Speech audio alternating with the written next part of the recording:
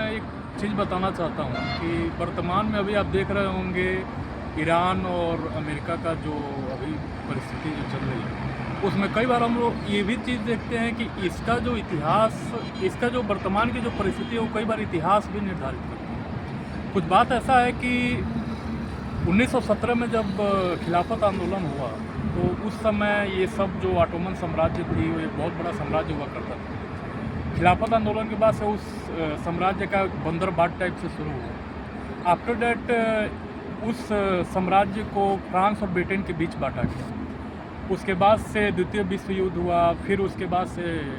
America की स्थिति मजबूत होने लगी, तो अमेरिका का बहुत बड़ा इसमें हस्तक्षेप रहने लगा ब्रिटेन और फ्रांस पर। उसके बाद से कुछ ऐसा रहा कि अमेरिका को भी अपनी वस्तु मार्केट में बेचनी थी पूरे विश्व में, तो ब्रिटेन और फ्रांस पर वो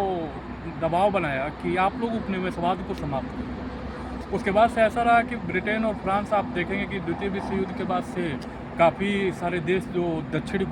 ग्लोबल कहे जाते हैं उसके कई सारे देश आज़ाद हुए, जिसमें भारत भी शामिल है, श्रीलंका शामिल है, चीन सबसे बड़ा जो अभी देश उभर के आ रहा है। उसमें कुछ ऐसी परिस्थितियाँ रही कि ऑटोमन साम्राज्य में जो अभी आप गल्फ़ कंट्री देखते हैं, जैसे कि सऊदी हो गया, इराक, ईरान, कतर, बहरीन, इन सभी जो क्षेत्र हैं वो सब एक, आप कह सकते हैं, एक ज़मींदार टाइप से हुआ करते थे ऑटोमन साम्राज्य, जिनकी बाद में स्थिति ऐसी रही कि अलग अलग स्टेट के रूप में ये इनकी रचना हुई और भौगोलिक क्षेत्र निर्धारण हुआ। लेकिन जब द्वितीय विश्व युद्ध के बाद से जब अमेरिका और ब्रिटेन, फ्रांस के सहयोग से जब ईरान में तेल और इन सभी चीज़ों का ये खनन किया गया, प्राकृतिक गैस हो गया, क्योंकि ईरान का जो तटवर्ती इलाका है वो कहीं ना कहीं गल्फ़ जो खाड़ी जो है, जो पर्सियन ऑफ गल्फ़ कही जाती है, गल्फ़ ऑफ पर्सियन, उस क्षेत्र में उसकी तटवर्ती इलाका है और वो एक महाद्वीपीय सेल्फ का एक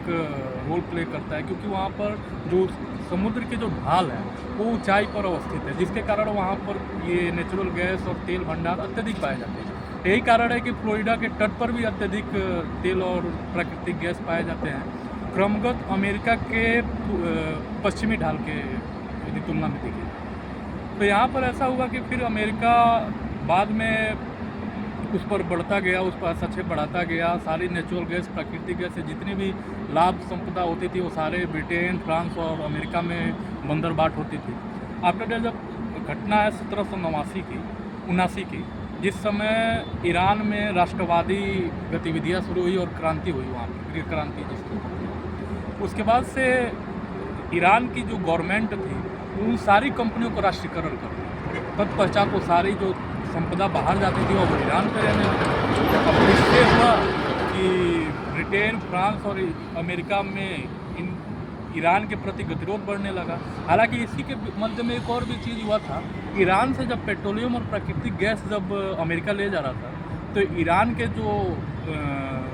प्रधान थे या फिर ईरान के शासनाध्यक्ष जो उनको बोलेंगे, उनका ऐसा रोल रहा कि 1972 में उन्होंने बोला कि यदि आप इतनी लाभ संपदा ले रहे हैं तो हमको पेट्रोलियम, हमको परमाणु की एक हमको टेक्नोलॉजी दीजिए, जिससे कि हम अपनी तकनीकी क्षमता विकसित करें या फिर बिजली उत्पादन के लिए जो भी ऊर्जा उसके हिसाब से। तो 1972 में तो उस अमेरिका ने उसको दिया यूरेनियम और अनदर सारी चीज़ें। आफ्टर डेट ऐसी परिस्थितियाँ बनी कि उसके बाद से उसी यूरेनियम को ईरान परमाणु बम बनाने में तब्दील करने लगा। इसके पीछे कारण क्या है? जब विपरीत परिस्थितियाँ बनी अमेरिका, ब्रिटेन और फ्रांस और ईरान के बीच, उस समय अमेरिका, ब्रिटेन और फ्रांस द्वारा इराक पर दबाव बनाया जाने लगा कि आप ईरान से युद्ध करो, ठीक है। ईरान और इराक के बीच जो खाड़ी युद्ध करी जाती है, जो 1780 के दशक में शुरू हुई, इसके पीछे का यही मेन रीज़न था। अब रीज़न ये था कि अमेरिका और फ्रांस, ब्रिटेन द्वारा इराक को चढ़ाया गया, क्योंकि भाई उन लोग की जो भी कंपनियां जो वहाँ पर लगी हुई थी वो सारी राष्ट्रीयकरण हो गई ईरान के पक्ष में और सारी धन संपदा वहाँ आने लगी। उसके बाद से जो वर्तमान में अभी देखी जा रही है परिस्थिति, जैसे कि परमाणु बम और अनदर सारी चीज़ें, इसका कहीं ना कहीं इतिहास में देखा जाए तो ये बढ़त अमेरिका के ही द्वारा दी गई थी। और वही खाड़ी देश का युद्ध हुआ था 1980 के दशक में और इराक ईरान के बीच हुआ था। हालांकि उसमें कोई किसी भी देश की विजयी परिस्थिति नहीं बनी, क्योंकि दोनों देश कहीं ना कहीं एक अच्छी कंट्री के रूप में जाने जाते हैं और ऑटोमन साम्राज्य के बहुत बड़े क्षेत्रों पर इनका विस्तार, इनका कब्जा रहा है अभी। तो इन सभी चीज़ों को देखते हुए यही कहा जाए कि जो वर्तमान की परिस्थिति है वो कहीं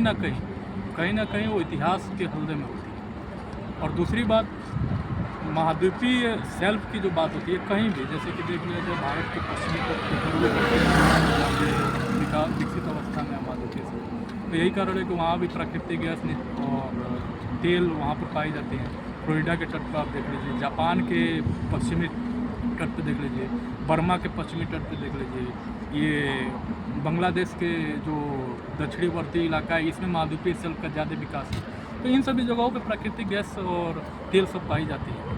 यही सब चीज़ें हैं जो कि वर्तमान की परिस्थिति को दर्शाती हैं।